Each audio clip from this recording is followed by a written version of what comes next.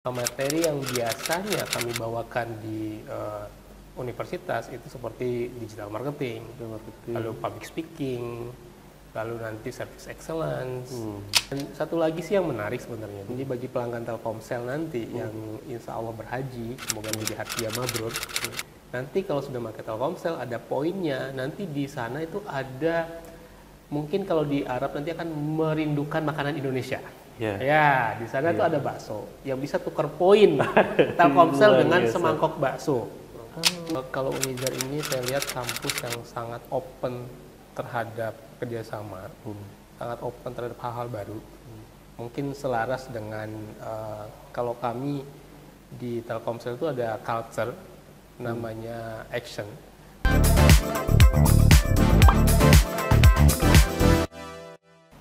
Halo Sobat Unizar, bertemu lagi dengan saya Adi Prayuda di Unizar Podcast pada hari ini Senin 21 April 2025. Di samping saya saat ini sudah hadir SPV MCOT Telkomsel Cluster Lombok, Mas Aang Abdullah SPT MBA. Ya, terima kasih Mas Aang, gimana kabarnya? Alhamdulillah, Assalamualaikum, selamat pagi. Makasih sudah hadir di kampus kami, kampus Unizar. Terima kasih juga sudah berkolaborasi selama ini dengan kampus kami kaitannya dengan aplikasi teknologi. Ya. Terima kasih juga sudah mau mengundang kita untuk sharing-sharing. Ya, inti suatu kehormatan bagi kami di Telkomsel bisa sharing-sharing bersama Pak Adi di sini. Mas Aang, ini kita santai-santai aja nih ngobrolin tentang infrastruktur jaringan di NTB nih, gimana Telkomsel melihat kondisi infrastruktur jaringan di NTB dan bagaimana Telkomsel itu mengatasi tantangan-tantangan yang ada. Kita berangkat dari situ dulu. Oh iya, boleh. Jadi tentang jaringan. Iya, langsung. Oke. Maunya ke umum dulu, nanti kita spesifik. Oke, kalau di Telkomsel kan salah satu komitmen kami kan memberikan pelayanan terbaik. Jadi memang kami itu dituntut untuk customer sentris, di mana memberikan kenyamanan telekomunikasi. Jadi kan kami sebenarnya bukan jual pulsa ya, tapi jual kenyamanan telekomunikasinya, jual connectivity-nya. Orang bisa saling berinteraksi, ibu dan anak bisa saling video call dan lain-lain. Nah, kami juga di Telkomsel sering, apalagi di Lombok ya, terus melakukan improvement untuk meningkatkan jaringan. Tidak hanya yang blank spot. Kalau blank spot memang kami cari. Kami cari di mana yang ada, kami assess. Misalnya kemarin di KLU, lalu ada di Ibery atau di apa. Jadi Ibery juga itu dari info-info mahasiswa Unizar KKN juga. Karena kemarin kita ada kerjasama KKN kan. Sinyalnya kita assess. Jadi kita akan ada mungkin perbaikan dan lain-lain.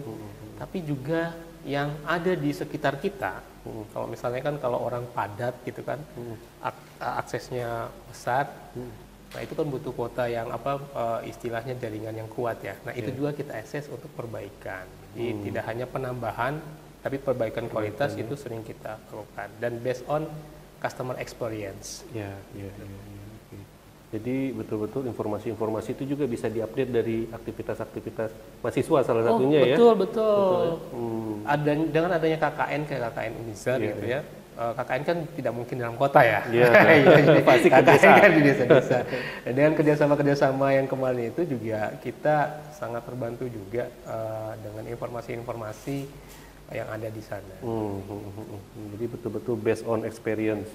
Consumer, kemudian memang itu yang dijual ya, artinya connectivity-nya dan itu yang jadi melalui kartu. Iya, kartu, kuota itu sarananya, tapi kenyamanan dan kepuasan pelanggan itu yang utama bagi kami. Selanjutnya bagaimana sih Telkomsel ini melihat peran institusi pendidikan seperti Unizar ini dalam melakukan tugas atau fungsinya di masyarakat? Jadi mungkin saya perkenalkan dulu, Telkomsel itu kan salah satu perusahaan telekomunikasi milik Indonesia. Jadi kami itu kalau kami biasa dulu pernah dengar Telkomsel paling Indonesia gitu ya. Nah itu kami, jadi sehingga tidak hanya kami itu berperan untuk berjualan kuota, paket data dan lain-lain, tapi salah satunya berkolaborasi dengan stakeholders. Nah kalau di universitas kan ada namanya Tridharma perguruan tinggi ya. Jadi kayak pengajaran, lalu penelitian, dan juga ada pengabdian masyarakat. Nah, peran Telkomsel bisa masuk di dalam hal-hal tersebut. Contoh misalnya kalau di pengajaran, kami di Telkomsel itu ada program namanya Balnus Mengajar. Telkomsel Balnus Mengajar. Jadi kami datang ke universitas-universitas atau sekolah-sekolah untuk menginformasikan, memberikan pengalaman atau knowledge kami, experience kami di dunia nyata ini. Seperti apa sih dalam hal bekerja, dalam hal organisasi, ataupun dalam hal digitalisasi, public speaking, gitu ya. Kalau dalam penelitian kita juga ada mahasiswa-mahasiswa yang magang ke tempat kita, kita di sana bisa saling berinteraksi, mereka bisa melihat langsung bagaimana kehidupan di suatu organisasi seperti Telkomsel itu seperti apa sih. Lalu ke pengabdian masyarakat, contohnya tadi KKN, kami juga ikut serta untuk berperan membantu teman-teman KKN, baik itu kolaborasi, program, dan tidak hanya itu, kami juga di sini bersama KKN kemarin itu salah satunya juga untuk di NTB kan ada ini ya, kayak kasus stunting, pernikahan usia anak gitu ya. Kami juga kolaborasi dengan teman-teman kampus, LPA untuk menekan angka itu. Berarti menyelesaikan isu strategis juga ya, kaitannya juga dengan stunting salah satunya. Okay. Tadi ada program Telkomsel yang kaitannya sama pendidikan. Betul. Ya, Mas Aang. Itu apa aja program yang boleh dikolaborasikan? Kaitannya dengan apa aja tema-temanya? Saat ini kan kami menggalakkan namanya Telkomsel Mengajar.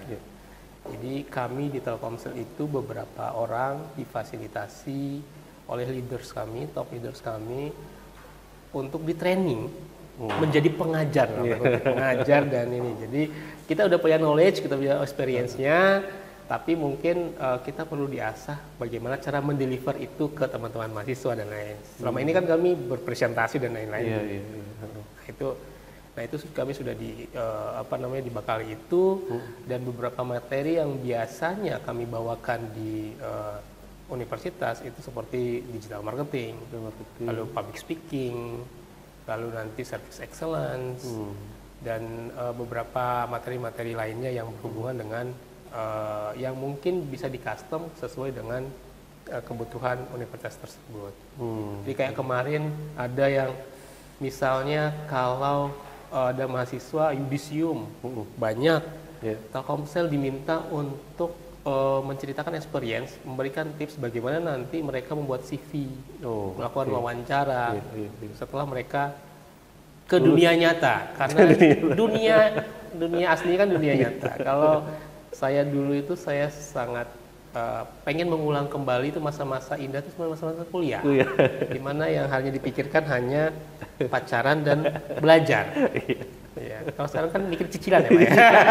Banyak mikirin ya. Oh iya, jadi ada program-program tersebut yang bisa di-customize juga dengan kebutuhan kampus, dan itu berapa bayarnya? Tidak ada bayaran. Ya, mohon maaf ya teman-teman yang nanti di sini yang mau mengundang kami. Jadi mungkin ini akan ditonton oleh banyak orang. Iya. Tidak hanya di Unizar, mungkin di tempat lain. Kami dari Telkomsel dengan senang hati membantu knowledge kami, tidak ada bayaran sedikit pun buat kami. Luar biasa. Malah kami nanti akan mengasih beberapa door prize untuk kerjasama. Yang penting bagi kami adalah bagaimana mempunyai kontribusi di dunia pendidikan, khususnya di NTB ini. Iya, luar biasa. Ini program yang sangat mendukung tentu saja Tridharma, bukan hanya pendidikan, tetapi tadi dijelaskan juga penelitian dan pengabdian kepada masyarakat. Itulah yang membuat Unizar kayaknya cocok ini akan langgeng, karena memang Tridharma itu disupport penuh oleh Telkomsel dalam hal ini, dan banyak program-programnya gratis ya. Iya, gratis. Kaitannya dengan ini, dan ini value yang luar biasa ini bagi dunia kampus, khususnya di Unizar. Mas Aang ini kan SPV MCOT ya, Mobile Consumer Operation Territory di Klaster Lombok. Betul. Apa sih tugasnya MCOT itu? Apa sih tugasnya? Jadi Kalau tugas saya itu, jadi kalau teman-teman tahu, mungkin kita ibaratkan militer aja lah itu. Gitu ya. Jadi kan tugas kami itu untuk dalam tanda kutip merawat satu daerah yang namanya Lombok. Dalam hal ketelkomselan. Jadi tujuan utamanya adalah bagaimana meningkatkan kepuasan pelanggan. Jadi agar pelanggan itu nyaman pakai Telkomsel, dapat mendapatkan kartu Telkomsel itu mudah. Maka ada upaya, ada indirect selling kalau ada teman-teman outlet, direct selling, lalu memperkenalkan Telkomsel di dunia pendidikan seperti ini. Nah, hal-hal seperti itu, nah itu yang diorkestrasikan menjadi job desk saya. Jadi MCOT itu suatu divisi sales di Telkomsel yang berperan untuk meningkatkan kepuasan pelanggan, mempermudah pelanggan mendapatkan perdana di outlet, lewat direct selling dan lain-lain. Nah, disitulah operasionalnya kami yang handle. Berarti tentu banyak berkolaborasi dengan berbagai pihak ya? Betul, kami tidak bekerja sendiri. Salah satunya tentu kampus. Selain itu ada program baru apa ini? Dengar-dengar Idul Adha ini ada program-program khusus di Telkomsel. Kalau di Idul Adha ini habis puasa, kita sawalan sekarang, nanti akan berhaji gitu kan ya. Jadi di Lombok ini terutama ya, jadi minat haji itu sangat tinggi sekali. Jadi ada sekitar 4.000 jemaah haji yang akan berangkat ya. Mohon maaf mungkin ada lebih kurangnya lah seperti itu ya. Pasti mereka itu akan fokus pada ibadah. Nah, peran kami di Telkomsel agar para jemaah itu bisa fokus ibadah, maka kami permudah telekomunikasinya dulu sebelum mereka berangkat ke Tanah Suci. Jadi nanti kami akan ada pelayanan di asrama haji, dan sekarang tim kami itu ikut manasik-manasik untuk membantu calon jemaah haji ini. Nanti kalau berangkat sudah ada kuotanya, sudah nyaman berkomunikasi Tanah Suci dengan orang yang ada di rumah maupun yang ada di sana. Jadi pas nyampe sana itu tidak pusing-pusing lagi saya beli kuota di mana ini, gimana cara handphonenya, itu kami layani saat ini. Gitu. Dan sudah ada yang melayani ya di asrama haji terkait dengan cara untuk supaya bisa digunakan kartunya selama ibadah. Betul. Nanti kalau misalnya para calon jamaah haji atau mungkin dari Unizar ada Bapak Ibu dosen yang jamaah haji, nanti kami siap kalau mungkin sebelum berangkat kami yang ke tim, kami yang ke sini untuk membantu pun bisa, ke rumah pun bisa. Officialnya kami akan ada buka pelayanan di asrama haji NTB gitu ya. Itu bisa di sana. Namun saat ini sebelum ke sana tim kami berkeliling ikut di manasik-manasik untuk menginformasikan itu. Biar nanti di sana tinggal langsung. Pun kalau misalnya saat ini saya nanti akan berangkat misalnya ada tanggal 2, tanggal 3 ya. Saat ini mengaktifasi, lalu di sistem Telkomsel itu bisa mereservasi. Jadi ditembak saat ini direservasikan aktifnya tanggal 2 atau tanggal 3. Jadi beliau-beliau tidak perlu lagi pusing nanti sebelum berangkat kuota saya gimana, udah terhandle di awal. Gitu. Betul. Ya memang yang kayak gitu kadang-kadang khususnya orang-orang tua kan nggak mau ribet asal teknis itu maunya beres gitu. Dan mereka nyaman berkomunikasi dengan siapapun di sana. Dan di semua lokasi ibadah ya, itu aman artinya. Insya Allah di semua lokasi ibadah aman. Nanti misalnya di Mekah, di Madinah, di Mina gitu ya. Insya Allah aman. Dan Telkomsel pun di Mekah nanti ada Grapari Telkomsel. Di Mekah ya? Ya, di Grapari Telkomsel itu ada pelayanannya juga. Jadi bisa di sana. Kami juga ada call centernya, bisa ditelepon pakai nomor Indonesia aja, jadi aman. Dan satu lagi sih yang menarik sebenarnya, jadi bagi pelanggan Telkomsel nanti yang insya Allah berhaji, semoga menjadi hadiah mabrur. Nanti kalau sudah pakai Telkomsel ada poinnya. Nanti di sana itu ada, mungkin kalau di Arab nanti akan merindukan makanan Indonesia. Ya, di sana tuh ada bakso yang bisa tukar poin Telkomsel dengan semangkok bakso. bakso di sana kan mahal ya, jadi dan kita pasti rindu kan. Mungkin sehari 2 hari kita bisa makan shawarma, bisa makan nasi biryani, mungkin sampai berapa hari sih kita tahan gitu ya. Kita makan al-baik yang besar itu ya, tapi nanti akan merindukan itu. Nanti di sana bisa tukar poin Telkomsel, bisa dapat bakso. Dengan merchant atau yang sudah kerjasama dengan Telkomsel di situ Ya, ya? di sana di Grapari Telkomsel di Mekah itu nanti sampingnya itu ada warung bakso. Warung bakso Ya, bisa ditukar poin di sana. Sudah dekat sama warung bakso. Iya, gitu. Oke. Kaitan sama generasi milenial. Saya ini milenial kayaknya sama generasi Z ya. Gen Z ini apa sih selain tadi tentu aja program Telkomsel mengajar, apalagi yang menjadi concern Telkomsel terkait dengan Gen Z dan milenial ini? Jadi kita tahu ya kalau misalnya saat ini teman-teman Gen Z itu mengakses internet itu 35% dari mereka mengakses internet itu lebih dari 6 jam sehari. Dimana kita milenial kurang dari itu. Ya? Misalnya contoh nih nanti ternyata ada gap misalnya contoh kan. Kadang kan mereka megang handphone terus. Kalau megang handphone, kalau WhatsApp kan fast respon ya.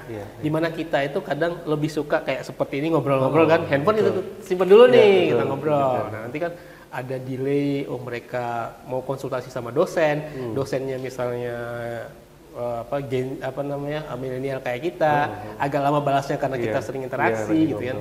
Ada hal-hal yang mungkin ada gap situ. Jadi salah satu yang kami lakukan saat ini itu kita coba bagaimana dengan fun menginformasikan ke teman-teman itu tentang internet baik.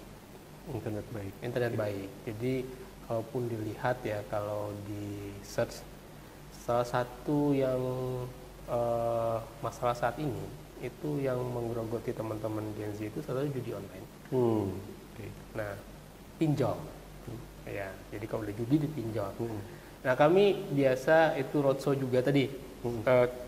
Materinya yang kami bawa itu tidak hanya itu, internet baik juga. Dan kami juga fasilitasi mereka dengan kartu itu namanya Bayu. Ya, jadi Bayu ini kartunya anak muda. Nanti kartu itu di mana masa aktifnya selamanya. Sepanjang hayat ya. Ya, kalau kami bercanda itu mungkin umur kartunya lebih lama dibanding umur orangnya. Selama masih ada di handphone. Dan buat mereka, karena mereka sering sekali internet ya, kan mereka juga harus mikir kalau sering internet kan kuota mereka kan harus banyak. Kalau kuota banyak kan otomatis mereka harus beli lebih banyak. Nah, dengan Bayu ini kuotanya lebih murah-murah. Bayangin saja nih. Misalnya 7 giga gitu ya. Anggapan kita 7 giga itu berapa kira-kira kalau milenial gitu ya? 7 giga ya? Ya, biasa beli di outlet. Berapa ya? 25? 25? Iya. 25, 30 ya, gitu 30 lah. Kalau di Bayu ini 15.000. 15.000. Itu tidak akan ganti-ganti, flat gitu terus. Jadi mahasiswa Unizar alhamdulillah sudah banyak ya yang pakai Bayu. Kemarin kita sering ada di sini pada saat penerimaan mahasiswa baru. Lalu kemarin juga ada kunjungan dari teman-teman Unizar ke kantor. Kami tanya, siapa yang pakai Telkomsel di sini? Alhamdulillah semuanya ngangkat. Kok bisa pakai Telkomsel? Kemarin kan waktu ada acara kan kita pakai Bayu. Oh iya, ternyata masih bertahan ya. Terima kasih ya teman-teman Unizar masih setia karena itu milik Indonesia. Apalagi harganya sesuai kantong Gen Z. Dan tidak hanya Gen Z sekarang yang minta. Bapak Ibu dosen juga minta. Kami siap melayani, siap. Milenial, kolonial siap juga ya Bayu ya. Karena memang untuk kualitas dan harga itu semua orang butuh. Betul. Terutama harga itu penting banget ya. Betul. Mas Ang, bagaimana sih sejauh ini kita berkolaborasi Unizar dengan Telkomsel ya di Mataram? Melihat Unizar ini bagaimana dari kacamata Mas Ang dan kolaborasi yang kita lakukan selama ini? Kalau Unizar ini saya lihat kampus yang sangat open terhadap kerjasama, sangat open terhadap hal-hal baru. Mungkin selaras dengan kalau kami di Telkomsel itu ada culture namanya action. Nanti A-nya itu agile. Jadi cepat menyesuaikan dengan keadaan, adaptif. Dan itu yang saya lihat di Unizar. Jadi kami juga direspon baik. Beberapa kegiatan kami diminta untuk ikut berpartisipasi, difasilitasi dan bareng-bareng, gitu ya. Itu menandakan bahwa kampus Unizar itu open minded untuk hal-hal baru. Jadi kami siap sih. Jadi sebenarnya kami juga merasa beruntung ya bisa bekerja sama dengan Unizar gitu ya. Karena ada hal-hal tertentu yang mungkin kita bisa kolaborasikan kayak peningkatan kualitas pendidikan, nanti kualitas public speakingnya adik-adik yang nanti kayak kemarin saya ngisi public speaking di sini ya, ternyata ada antusiasnya, ternyata ada bibit-bibit yang public speaking bagus di sini yang mungkin bisa di-up, yang ternyata bisa match juga dengan dunia industri. Kami juga butuh nih mahasiswa-mahasiswa seperti ini gitu ya. Bisa menjadi misalnya kalau nanti ada dari luar eksternal siapapun, bukan cuma Telkomsel ya, mungkin jadi ambasador dari perusahaan-perusahaan itu di Unizar misalnya. Itu kan bisa ada kolaborasi yang bagus di situ. Di dunia penelitian pun mungkin mahasiswa atau apa yang ingin kuesioner dunia usaha, kami juga bisa bantu. Itu hal yang positif. Dan kita juga sudah MOU kemarin. Mungkin salah satu universitas yang paling cepat respon terhadap kita MOU langsung sama Pak Rektor. Oke, langsung udah. Oh iya, siap. Jadi udah sama kita. Jadi masalah administrasi itu kita sudah mengikuti perkembangan, tidak harus bertele-tele langsung. Kalau bisa secepat mungkin supaya implementasinya juga cepat. Betul. Terima kasih Mas Aang. Mungkin yang terakhir, apa sih harapannya Mas Aang atau pihak Telkomsel gitu kaitannya dengan generasi muda saat ini dalam era transformasi digital, skill apa yang harus dimiliki atau bagaimana mereka nantinya menghadapi tantangan-tantangan ke depan? Saat ini kan tidak kita pungkiri ya, jadi semua itu serba online, serba digital. Kecepatan adik-adik kita ini dalam menyerap dunia digital itu lebih cepat dibanding kita sebenarnya. Di pengusahaan teknologi mereka mungkin penyerapan teknologi. Nah, tapi pesan saya cuma pertama, jangan lupa bahwa memang dunia teknologi, dunia internet, sekarang AI, artificial intelligence, memang sangat canggih dan hebat-hebat gitu ya. Tapi kalau kita yang menjadi masternya, kita akan menggunakannya. Tapi kalau kita menjadi servantnya, pelayannya, kita akan digerogoti habis-habisan. Nah, itu pentingnya teman-teman itu belajar berinternet baik. Baik itu B-nya itu bertanggung jawab, A-nya itu aman, nanti ada kreatif juga. Jadi teman-teman harus mengembangi kreativitasnya di dunia internet, bukan menjadi produknya, servernya, bukan menjadi istilahnya sekarang kan di dunia digital banyak orang memanipulasi pikiran orang via digital. Ya, jadi harus benar-benar belajar untuk hal-hal seperti itu. Nah, skill yang dibutuhkan apa? Ya, teman-teman harus memiliki skill-skill yang untuk prevent itu. Jadi pengendalian diri, lebih ke self awareness-nya lebih tinggi. Jadi ini di luar hard skill yang saya karena hard skill mungkin banyak ya. Jadi kalau kita biasanya soft skill yang harus kita miliki adalah pertama self awareness kita harus bagus. Terus komunikasi kita juga harus bagus. Jangan kita pandai berkomunikasi via chat. Jadi macan online. Tapi bagus juga nih istilahnya macan online. Tapi kita tidak bisa berkomunikasi seperti ini gitu ya. Leadership-nya harus ditingkatkan. Leadershipnya tidak hanya leadership ke orang lain, tapi ke diri sendiri. Itu sih skill yang teman-teman butuhkan. Kalau hard skill mungkin teman-teman sudah tahu semua, tapi soft skill itu yang harus teman-teman. Iya. Betul. Terima kasih Mas Aang. Jadi mengingatkan kita begitu pentingnya penguasaan terhadap soft skill ini ya. Iya. Tadi self awareness, kemudian tadi komunikasi, dan juga tanggung jawab berinternet dengan baik sehingga kita tidak dikuasai oleh teknologi. Betul. Tetapi kita yang menguasai teknologi tersebut ya, supaya nggak jadi macan online. Macan online. Kalau di chat lancar semuanya, tapi ketika kita ngomong gugup. Aduh, terima kasih banyak Mas Aang atas insight-nya, wawasannya, berbagi. Semoga selalu kedepannya Telkomsel bisa menebar manfaat melalui pendidikan. Amin. Semakin sukses, tersebaran manfaatnya menjadi semakin luas. Ya. Terima kasih. Ya, Nanti terima kasih banyak. kami undang-undang lagi. Nanti kami siap diundang ke Telkomsel. Terima Siap. kasih atas kolaborasi. Selamat ini. Terima kasih banyak. Terima kasih banyak. Dadah. Baik Sobat Unizar, demikian podcast pada pagi hari ini bersama Mas Aang. Sampai berjumpa lagi di Unizar Podcast selanjutnya.